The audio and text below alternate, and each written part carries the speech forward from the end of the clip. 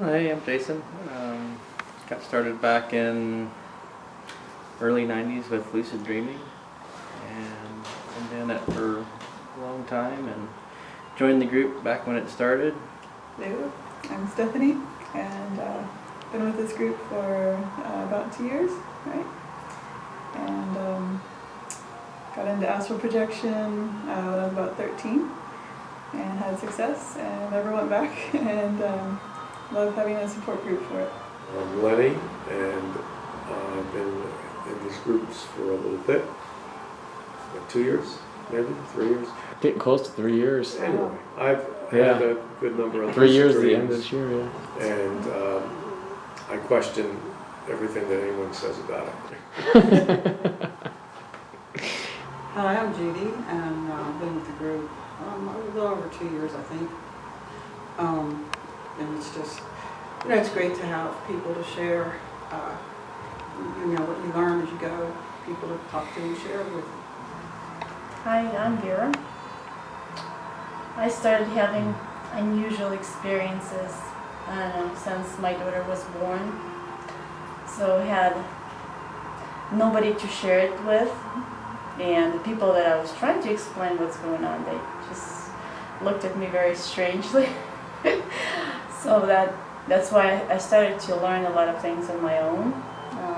Started to read spiritual literature, and one of the best two books I got, it was actually Michael Raduga and William Bowman. That once I remember, like yesterday, opening the Bowman's book and reading the description what happened to me even like 15 years ago.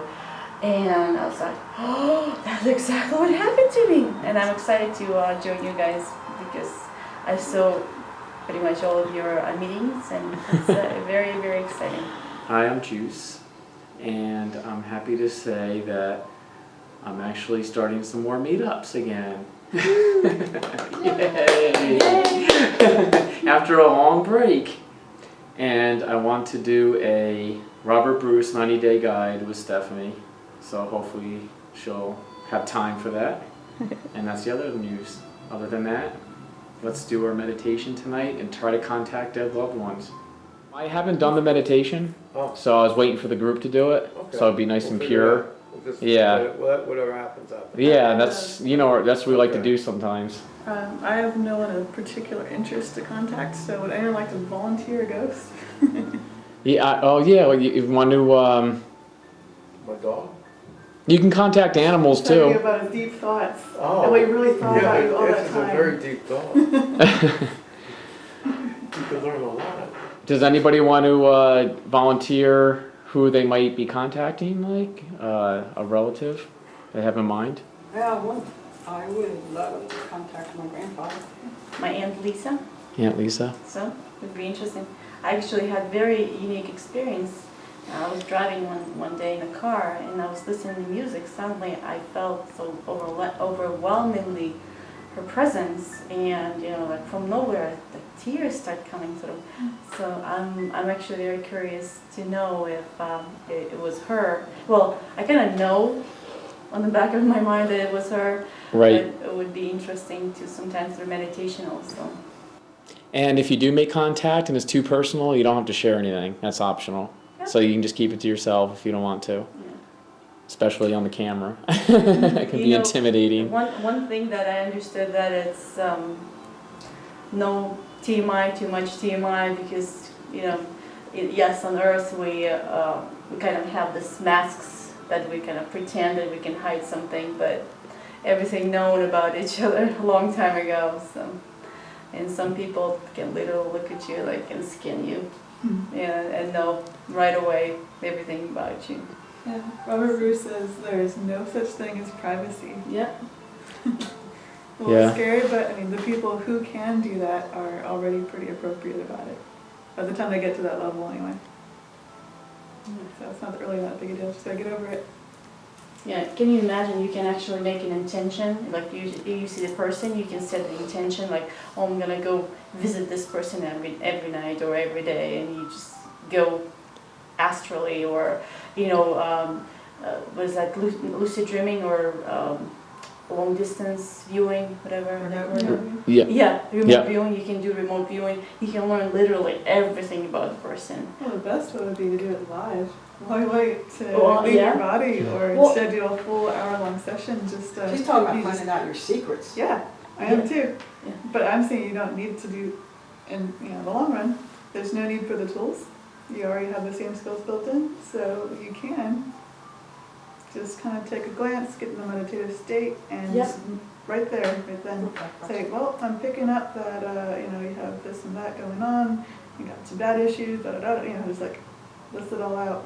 Well, do you think it's literally Akashic records that person, like reads, you making intention, and once you relax and you asking the question, literally stuff comes from Akashic records, and can do anybody. If you want like historical stuff, then you can do that. But I think it's more active than that. So that's like the background you can fall back on. The knowledge and recording of all things that have ever came and went and felt and thought. But when you read a person, I think you're not necessarily going there. You're just like that person is You information. scan the person- information, whatever is around. Yeah. Like Yeah. just by them being in the room, they're radiating who they Yeah. are and their identity and their ideas about who they are and their memories. And so it's all present, and you can pick up on any of that directly without having to kind of like tune out from this world and go to like some kind of more abstract mental realm. I know exactly what you're talking about. My sister is actually going to the classes with pendulum, where they do healing with pendulum. And the lady who teaches everybody, she is intuitive and she's, medium. So sometimes from nowhere, she would tell the person certain things. And the person like, oh, how do you know this about this? And she said, don't be scared. It's actually all around you. I can see this information all around you. Yeah, it's like the same.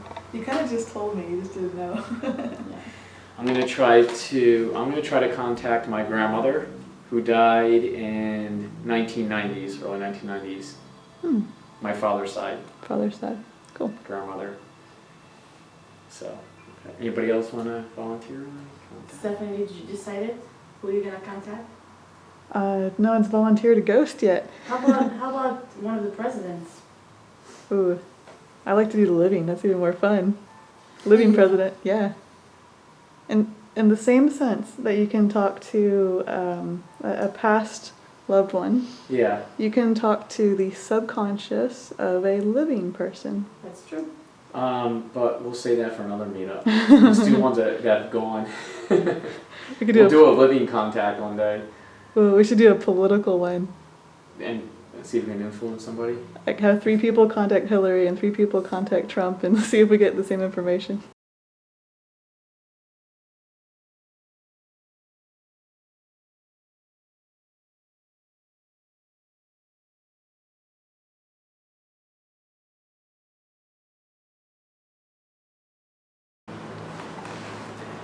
Anybody have something to share? Jason's taking notes there.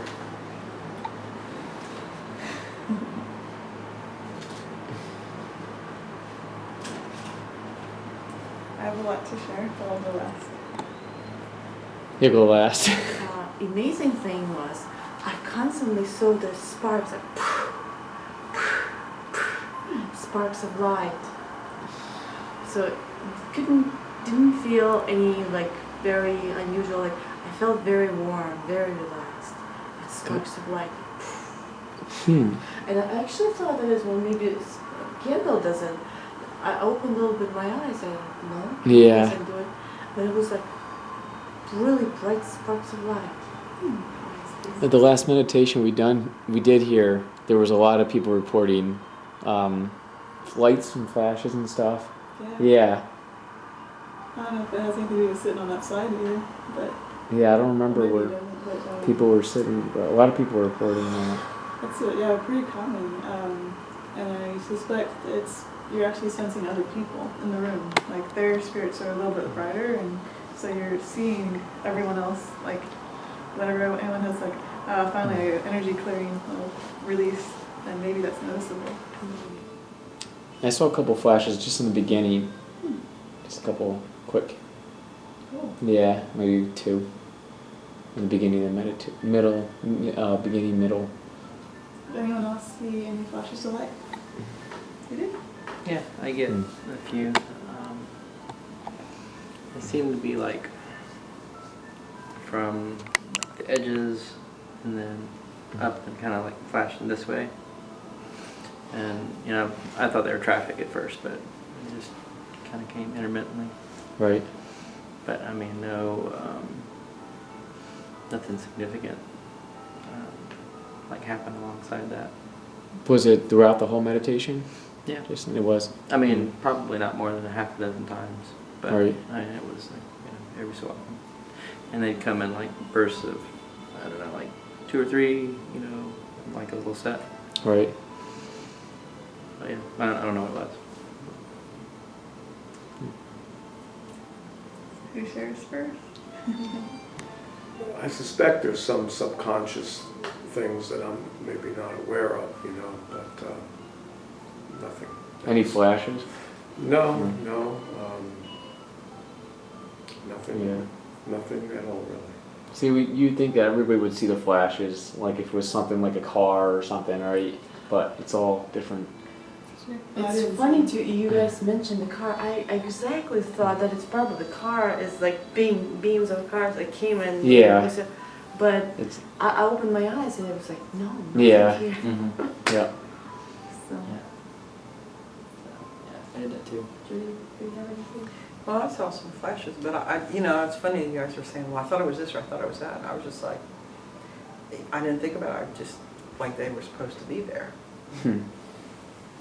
That's all. I didn't have any like dead people that I was interested in talking to. So I decided to just kind of open it up for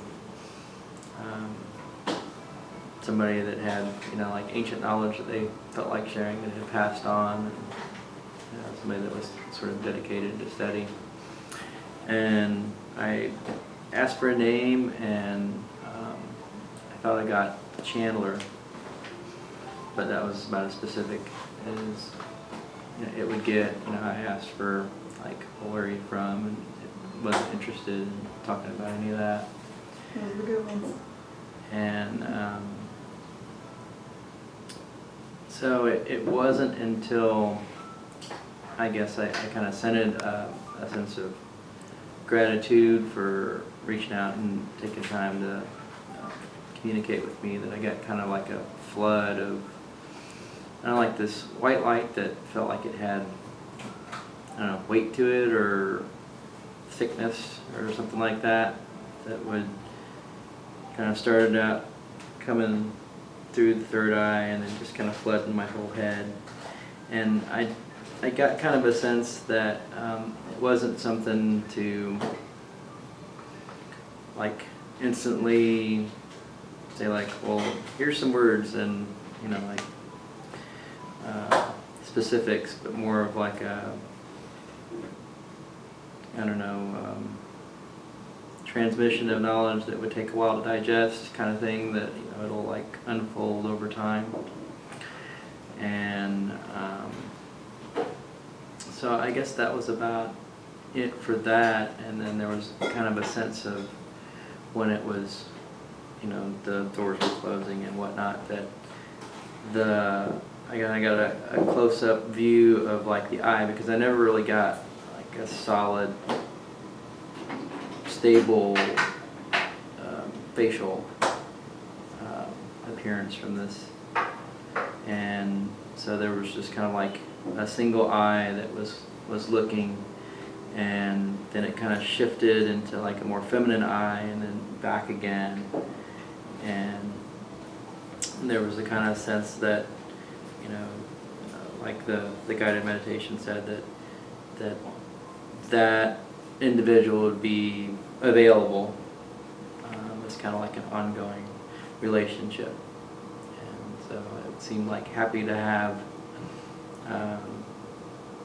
somebody to just be companionable with. And it's like, you know, hey, you know, kind of a loner lifestyle, and people that have similar interests, it's nice to have that kind of kinship, I guess. And so that was really all I got out of it. There wasn't any like super specifics. So I got a 2-for-1. A 2-for-1. Yeah. Cool. So, Efficient. so I mentioned that I didn't really have a particular person that I was interested in, reaching out to. So, so I picked Andrew Jackson because he was one of the most anti-banker and wasn't an actual active in the military guy. So anyway, I wanted to ask about gun rights and the Second Amendment. And there's all this stuff online saying, oh, well, that was for then, not for now. If they had the tech they have now, then it would be totally different. And so I was curious what their perspective would be on that. And so I'm heading up, and instead I'm getting this big ping from my grandmother. And so I go there for a bit, so I can come back to that. But the fun part was the second one was so Andrew Jackson, right? So I got a visual of him in this sphere, like self-created sphere, like a rusty cage, but a dome cage, like really, like he was full of fear and concerned with protecting himself. He was sure that either the bankers or Britain was going to come to kill him for what he did. And he's still afraid, apparently, of that happening. So he was big on defense and self-protection and non-interaction for the most part. But, so that was really cool. And then I got this kind of like mini scene where he had a very unpleasant interaction with a priest or someone of the papal environment back when he's a child. So he was predisposed to not trust authority and see that they kind of had this I saw this kind of abstract image of how a kid would view evil Disney character, like the all-powerful, I own you, I own the planet, I control everything and you can do anything about it, kind of image. So that's what he's been worried about and fighting against his whole life, which would certainly motivate someone to risk their life to start, to rebel against their own king and whatnot and start a new country. So that was really cool. So I asked, introduced myself and whatnot, and I asked about the concept of gun rights, and I got a very friendly thing going, and the response was, everyone should have the right to protect themselves. The idea is not have guns just 'cause, or have power just 'cause, or to form a militia in particular, which I was wondering about. Is it for a militia? Because that would be an old back in the day kind of thing. Or is it just a self-protection? And it's all about self-protection. He said guns are the equalizer. So women, old ladies, younger kids are physically inferior to an older guy with, athletic guy who can beat you up and stab you with a knife and whatnot. But if everyone has a gun, then everyone is equally powerful. So he thought that was the way things ought to be. And so I said, well, what about when, say someone accidentally shoots their kid? And he got all infuriated at the concept and said, well, that person should be shot. And that was a really neat reply that I did not expect, because that's not what you ever hear from the pro-gun people, right? It's like, accidents happen, And I think that's what makes the anti-gun people so mad, because it sounds so cold and devoid of compassion or caring about the victim. So that's a neat in-between and a neat response. So I was asking, well, what about, should you really be able to walk anywhere you want with a gun and go in public spaces? And what about, going to the White House? Should random visitor be able to walk in with a gun? He's like, well, no. you don't want to open the possibility of an assassination to be that easy. So if you have a place that is guarded with professionals who have guns, then you're good. You don't need to allow people in with guns too. It's the idea of protection being ambiently around. So if you have any building that has an armed guard, armed policeman handy, right there, ready, then you do not need to allow the public to come in with guns. Schools ought to have guards. So no, you shouldn't let every teacher come in with loaded. But oh, and then I asked about what about children like climbing into cabinets and getting their stuff in their hands and stuff and accidentally shooting themselves. And there was a neat reply. He said, "That's impossible." And he's picturing a rifle, a long, long rifle. Like a kid, it cannot physically, possibly, put his foot up and shoot himself. Right. And that was neat because obviously that's not a common thing anymore. So, an interesting idea to only have, if you're going to have something in the house for protection, to keep it something like a rifle, or it's impossible, physically impossible for someone to shoot themselves. I guess you can still have two kids, but at least it eliminates that one big possibility. So that was all very enlightening and interesting. So that was most of it from that one. The grandma one was interesting too, in a different way. I saw her in a black bleed, and she was I think maybe writing notes to herself or something, and obsessing about being angry about, I think, her husband. and she believed she was in purgatory, which makes sense because she was Catholic, and thought she was just waiting out, doing nothing, chilling, holding her grudges, being patient, waiting to be judged and whatnot. And so I tried to talk, so I present myself as my 4-year-old self because I was 4 when she died. And that gets her to talk to me. And she was grumpy in general, but so I was trying to talk her out of that and be like, guess what? You're good. You're approved. You can move on now. You passed. You. And there's no more waiting. And she's kind of curious and cynical at the same time. And I know she was a painter. So I'm like, all right, so it's kind of you get free will here too, so you can paint your reality. If you want purgatory, you got it. Here you go. You painted your reality of purgatory. Now you get to paint your reality of whatever heaven you want. And she called it sorcery. What? That's sorcery. Mm-hmm. To actively manifest your own reality. I'm like, oh shit, what an interesting concept. That I could cripple someone in the afterlife too. Mm-hmm. So I'm like, huh. Alright, what if someone did it for you? Is that acceptable? Like an angel or something coming around and giving you a better place? And then she had some cynical thought about heaven too, so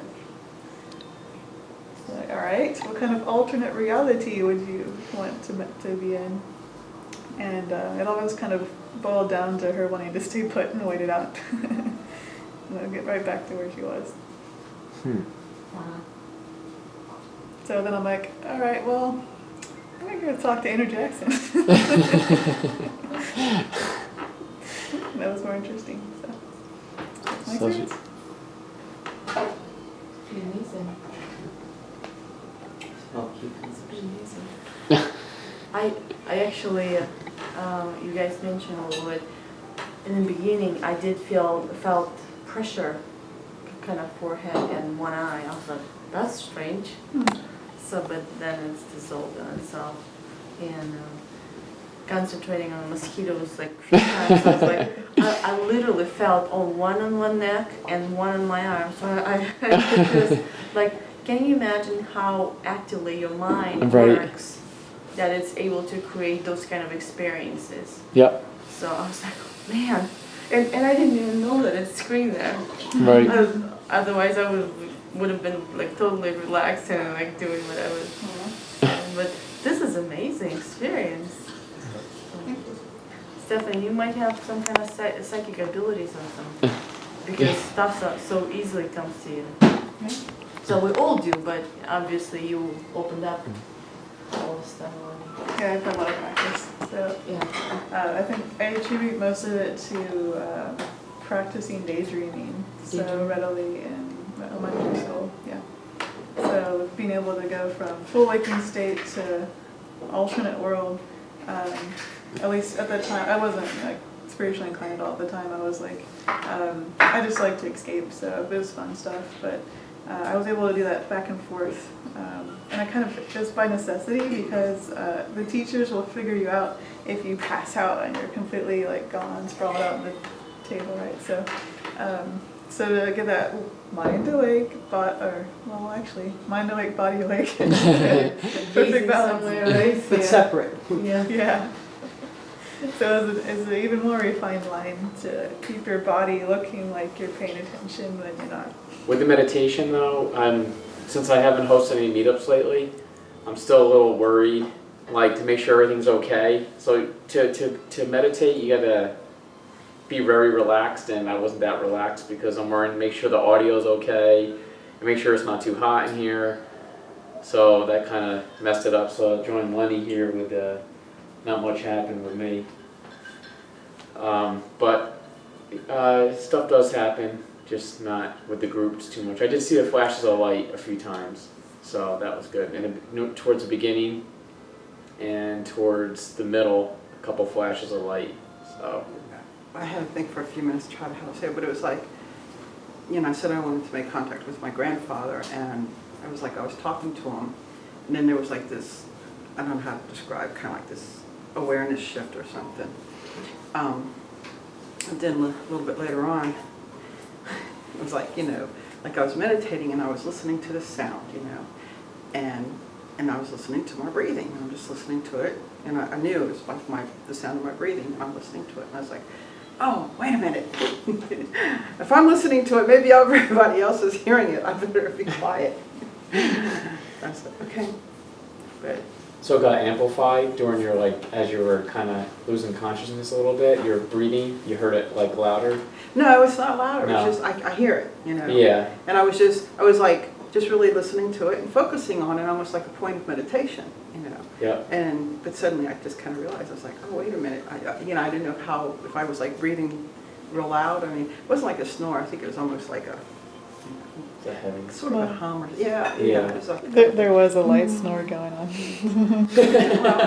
but I was just kind of, listening to it and just kind of like, just mellow, listening to it. And I was like, oh, wait a minute.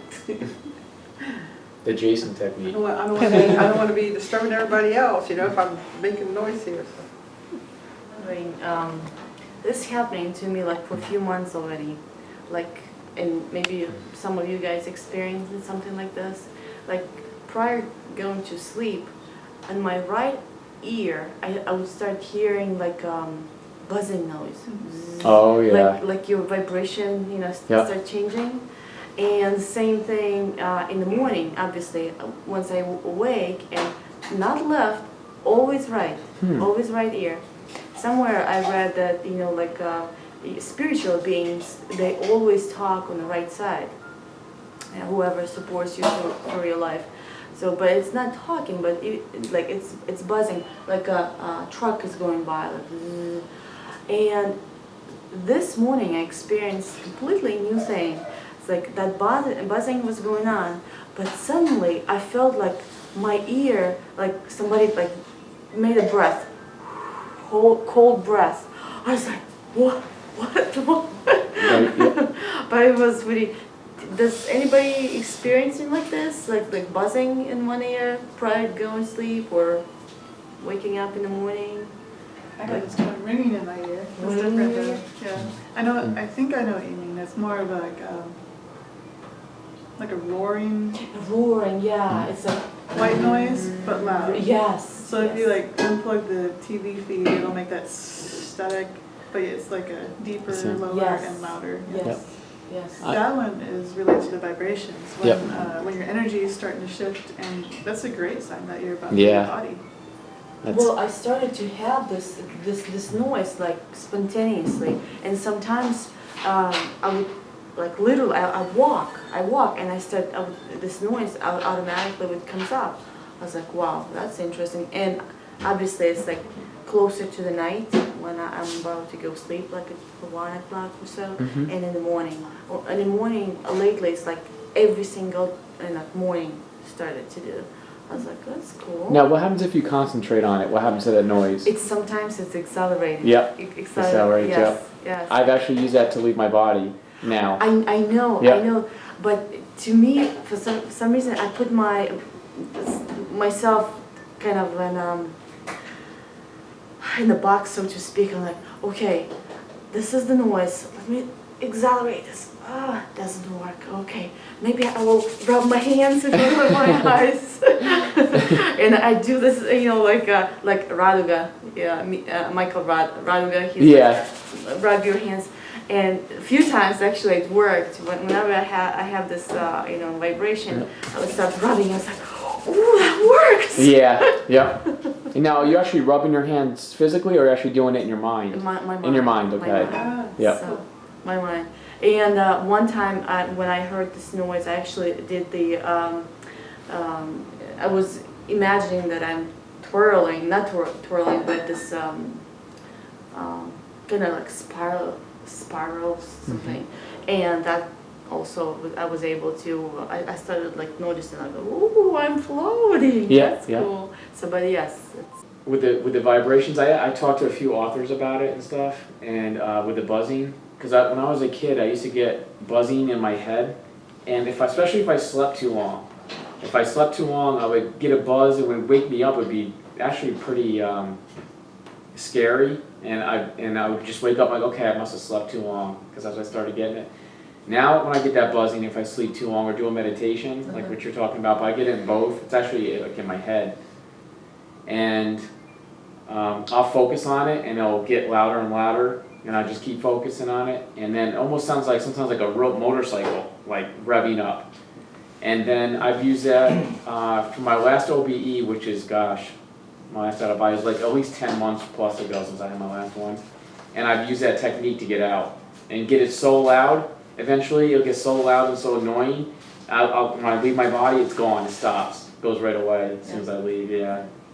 So, and I asked, and I haven't seen anybody use that technique, that buzzing, to leave. You know, people feel buzzing and stuff, but actually to try to, I guess, I don't know, maybe there's different levels of the buzzing, but yeah, I've heard people say they do the vibrations and they leave their body for the vibrations, but the buzzing and using that as a technique to concentrate on that, I don't know, it's a little mixed. I got to do more research into that though, but yeah, it's definitely something I'm gonna work on and stuff like that, the buzzing. And it's really scary because I'm like, well, what happens if I do that buzzing and I get stuck in that state forever?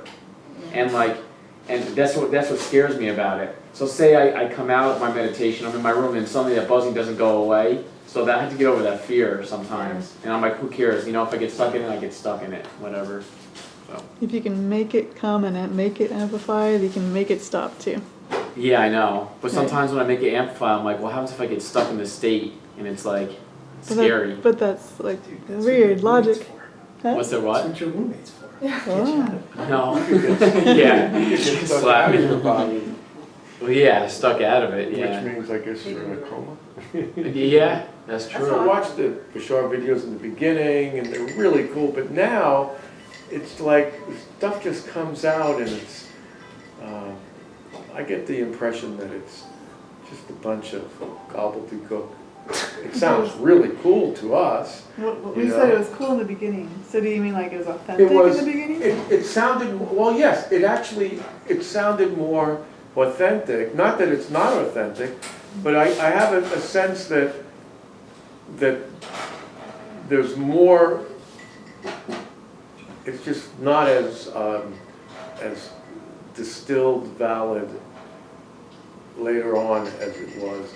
Like I was reading that this new Jurgen book, and I can't read it because it's just a bunch, the whole thing seems to be a bunch of stories, you know? Don't let Bob Walking hear down the that. street, and then there was three-wheeled vehicles driving along, and then there was a guy standing there, and I went up to him and I said, hey, you know, how do those things work? And he, you know, just on and on, page after page.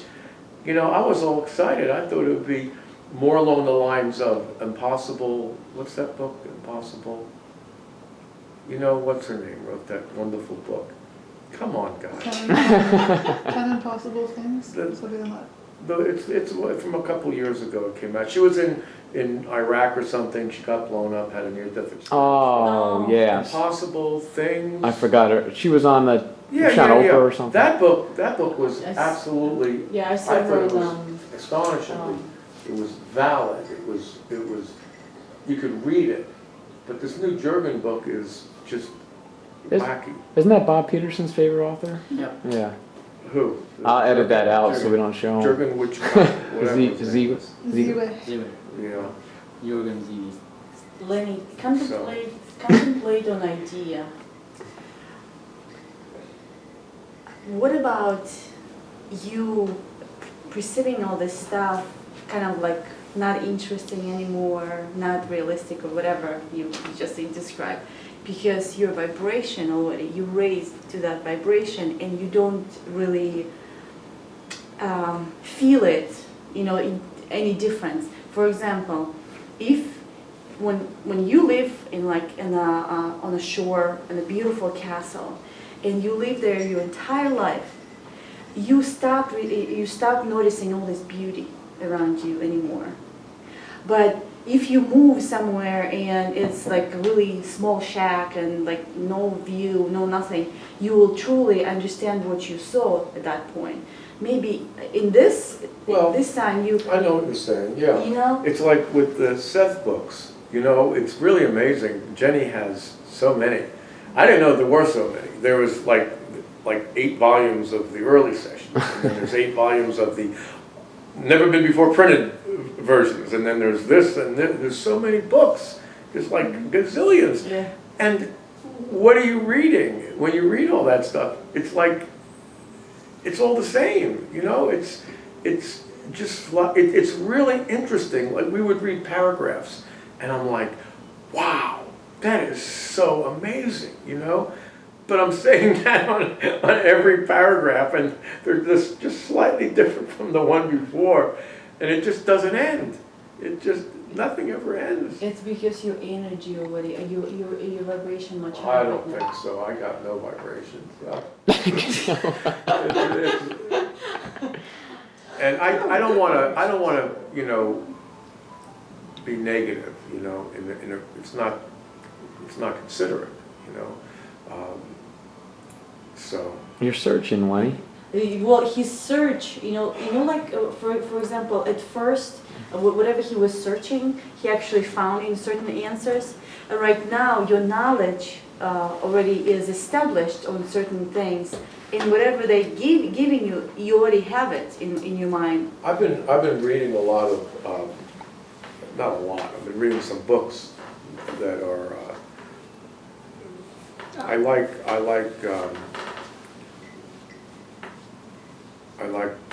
what they say, and that's the problem, because they say there is nothing. There's nothing. It's just everything's consciousness. That's it. Yep. And it's constantly changing. And there's high vibrations, lower. There's everything. And infinite. So there's not any one thing. And you know, there is if you believe it. So you have Seth books, and that's real. But that's just a small part of this whole thing. And it's all just, and what was it? I forget, some saying it said, that there is no us. We don't exist. We're imagining that we're individuals. And that's very interesting. Because when you ask yourself, okay, who am I? Who am I for real? The only thing we can come up with are memories and thoughts from a combination of what other people see us as and what we imagine us to be, And none of that is who we really are. Yeah. You can't put your finger on it. And so these books, you know, I'm reading, they're saying, well, the reason is because there is no real us, period. There is no real us. And so if you get rid of the false notion that you exist, and what's left, it's really interesting. They describe it like when the clouds part and then the sun shines through. So when you get rid of all this fake belief stuff that you exist as an entity, all that you have, your consciousness is left, but it's not obscuring what really is. And so you're now able, it's like Eckhart Tolle. I've been listening to a lot of Eckhart Tolle, and I never was all that thrilled with him. It was very interesting. But because I've been listening to the same tape over and over for like 5 months, and I swear even to this day, I hear things that I swear I never heard before. It's really weird, and it's just so, it's even, I forget which book it was, a tape of. Is it New Earth maybe? Maybe there's a New Earth. And it's it's very, a lot of psychology there, but it's, I really, maybe that's what's been getting into my head for the last 5 or 6 months, that tape of him. Because it's pure non-dualism, you know, it's just right there. And I have a strong background in that. And I keep kind of coming back to it because it just feels so, it just makes sense, you know? Have you ever read any Tom Campbell books? A little bit, yeah. Yeah. I've watched a bunch of videos. I love his explanation on our understanding of things. And he said, you can grow and understand to a certain point. And after a certain point, you can't understand things. And not because you're dumb, it's just because physically impossible. And he actually draws this beautiful diagram. And he's like, here's the circle, and inside this little dot, and like outside all these 3 circles, it's a dotted line. And he said, this little dot is you. Then a little bit larger circle, it's your astral body. A little bit larger circle is that all the universe, and the dotted line is everything else. So we can understand only to the dotted line, for example. We can't possibly understand more. And in your case, I definitely see that how it works. You went with your understanding to a certain point and like, okay, nothing else. And not because you're wrong, just because you learned so much already. He actually, did you see how he compares us to like a microbe, for example? He said, like little microbes sitting in a digestional, in the gut, yeah. And the microbe can't possibly know where's the food coming from, like food coming from in a truck, and like a person cultivating the vegetables, whatever, and how it get to your stomach. The same thing. We can learn only to a certain level. It's like, I used to say, if you take your dog into an algebra class, Yeah. that, the dog could stay there for 1,000,000 years. It's not going to know anything about algebra. And it's this, and that's kind of a scary thought.